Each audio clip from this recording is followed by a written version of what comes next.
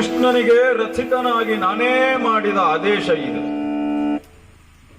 ಸೇನೆಯ ಉಭಯ ಮಧ್ಯದಲ್ಲಿ ನನ್ನ ರಥವನ್ನು ನಿಲ್ಲಿಸಿದ್ದಾನೆ ಪರಮಾತ್ಮ. ಯುದ್ಧಕ್ಕಾಗಿ ಬಂದವರು ನಾನು. ಆದರೆ ಆ ಕಡೆ ನೋಡುವಾಗ ಇದರ ಪಕ್ಷದಲ್ಲಿ ಇರುವವರು ಯಾರು? ಯುದ್ಧ ಮಾಡುವುದಕ್ಕೆಂದು ಧನುವನ್ನು ಎತ್ತಿದ್ದೇನೆ, ಇರಿದು ಕೊಲ್ಲಬೇಕಾದ ಯಾರನ್ನ?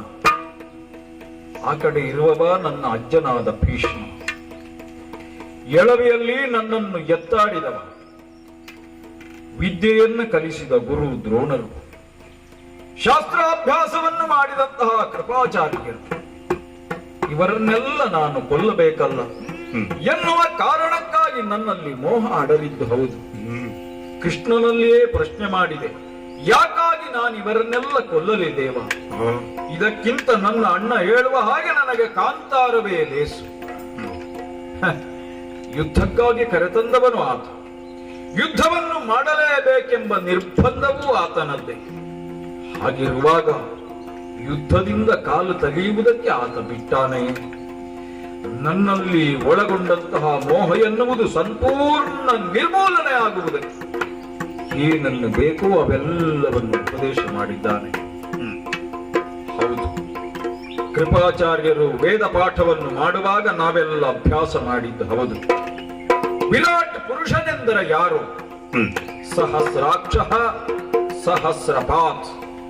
ಅವನಿಗೆ 1000 ಅಕ್ಷಿಗಳು ಕಣ್ಣುಗಳು, 1000 ಸಂಖ್ಯೆಯ ಕಾಲುಗಳು ಕೈಗಳು. ಅವನ ವ್ಯಾಪ್ತಿ ಎಷ್ಟು? ಸಹ ಭೂಮಿಂ ವಿಶ್ವತೋ ವೃತ್ವ ಅತ್ಯತಿಷ್ಠದಶಾಂಗುಲಂ. ಈ ಇಡೀ ವಿಶ್ವವನ್ನೆಲ್ಲ ವ್ಯಾಪಿಸಿದ ಭಗವಂತ 10 ಅಂಗುಲ ಆಚೆ ಕಾಣಿಸ್ತಾನೆ, ವೇದ ಹೇಳುವುದಿಲ್ಲ.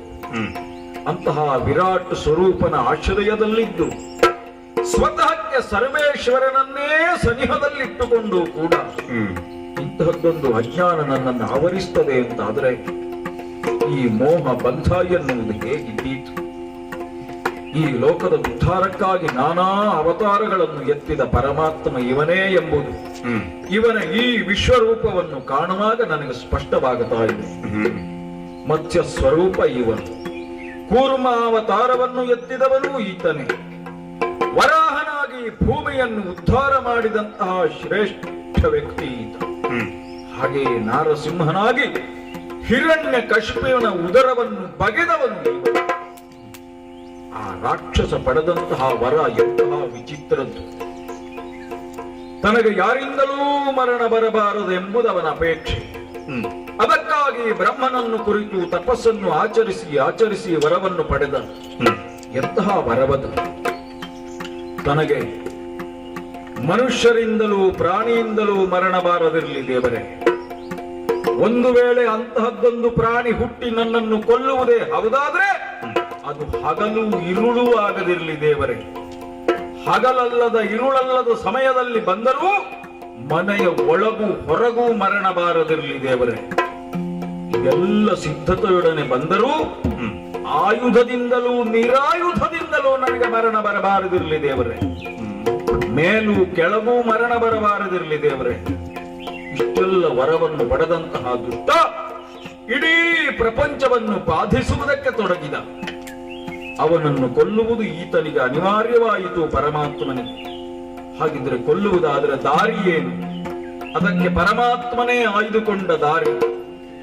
ಮುಸ್ಸಂಜೆಯ ಹೊತ್ತಿನಲ್ಲಿ ನೃಸಿಂಹ ರೂಪದಿಂದ, ಮನುಷ್ಯನೂ ಅಲ್ಲದ ಪ್ರಾಣಿಯೂ ಅಲ್ಲದ ವೇಷದಿಂದ ಆ ದುಷ್ಟನನ್ನು ಎತ್ತಿಕೊಂಡು ಮನೆಯ ಮಧ್ಯಭಾಗಕ್ಕೆ ಕೊಂಡೊಯ್ದು ತನ್ನದ್ದೇ ತೊಡೆಯ ಮೇಲೆ ಮಲಗಿಸಿಕೊಂಡು ಸಹಜವಾದಂತಹ ಆಯುಧ ನಖದಿಂದ ಅವನ ಉರವನ್ನು ಬಗೆದುಕೊಂಡನೀತ. ಇಂತಹ ಮಹಾ ಮಾಯಾವಿಯ ತೆಕ್ಕೆಯಲ್ಲಿ ನಾನಿದ್ದೇನೆ ಎನ್ನುವಾಗ ಯಾವ ಭಯ? ಅದಕ್ಕೆ ಇವನ ಈ ವಿರಾಟ್ ಸ್ವರೂಪವನ್ನು ನೋಡಿದ್ದೇನೆ, ನೋಡಿ ಮರುಳಾಗಿದ್ದೇನೆ, ಬೆಚ್ಚಿದ್ದೇನೆ, ಬೆದರಿದ್ದೇನೆ, ಶರಣಾಗಿದ್ದೇನೆ. ಹರಿಯ ನಿನ್ನನ್ನು ಹೊರತು ಕಾಣೆನು. ಇವರು ನನ್ನವರು ಎನ್ನುವ ಮೋಹ ಇಲ್ಲಿಯವರೆಗೆ ನನ್ನನ್ನು ಆವರಿಸಿತ್ತೋ ಆ ಎಲ್ಲ ಮೋಹವನ್ನು ಬಿಡುತ್ತೇನೆ.